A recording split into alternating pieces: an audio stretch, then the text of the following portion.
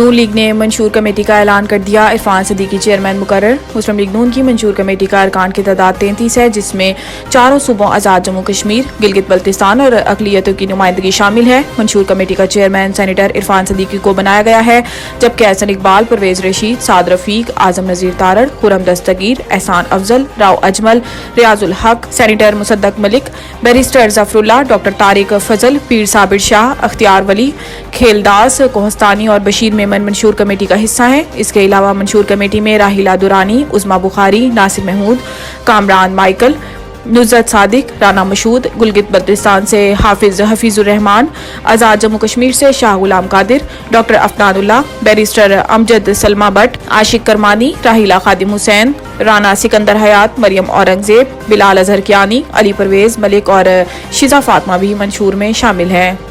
लाहौर रायवंड में नून लीग और MQM के वफ्द के दरमियान मुलाकात। MQM के वफ्द में खालिद मकबूल सदीकी, फारूक सत्तार और मुस्तफ़ा कमाल शामिल थे, जबकि नून लीग की तरफ से मुलाकात में शहबाज शरीफ, मरियम नवाज, ख्वाजा साद रफीक और परवेज रशीद भी शरीक हुए।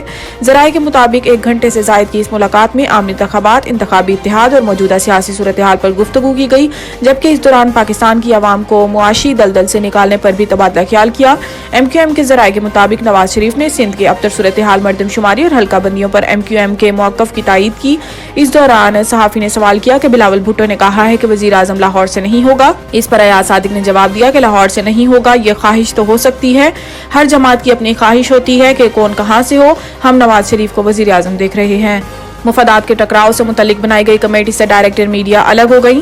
तर्जुमान PCB के मुताबिक मीडिया के साथ रोजाना की बुनियाद पर इंटरेक्शन की वजह से मुनासिब नहीं था कि कमेटी का हिस्सा रहूं, इसलिए खुद को अलग कर लिया है। कमेटी मेंबरान रोजाना की बुनियाद पर अपना काम कर रहे हैं, बहुत सा काम होना अभी बाकी है।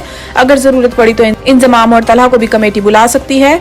आलिया रशीद का मौकफ है कि अभी तक बोर्ड ने इंजमाम उल हक का इस्तीफा कबूल नहीं किया। मुफादात के टकराव का जायजा लेने वाली कमेटी बनने पर चीफ सिलेक्टर को इस्तीफा देने की जरूरत नहीं थी। जब तक कमेटी अपनी रिपोर्ट तैयार नहीं कर लेती तो इस वक्त तक चीफ सिलेक्टर की जिम्मेदारियां साबिक टेस्ट क्रिकेटर तौसीफ अहमद समेत किसी भी दूसरे सिलेक्टर को सौंपी जा सकती हैं। नवाज शरीफ से जाती ताल्लुक है, वो बुलाएंगे तो चला जाऊंगा। शाहिद खाकान अब्बासी। कराची में एहतसाब अदालत के बाहर मीडिया से गुफ्तगू करते हुए शाहिद खाकान अब्बासी ने कहा है कि नैब के होते हुए हुकूमत का निज़ाम नहीं चल सकता। ये वाहिद इदारा है जिसका मकसद सिर्फ सियासतदानों का एहतसाब करना है।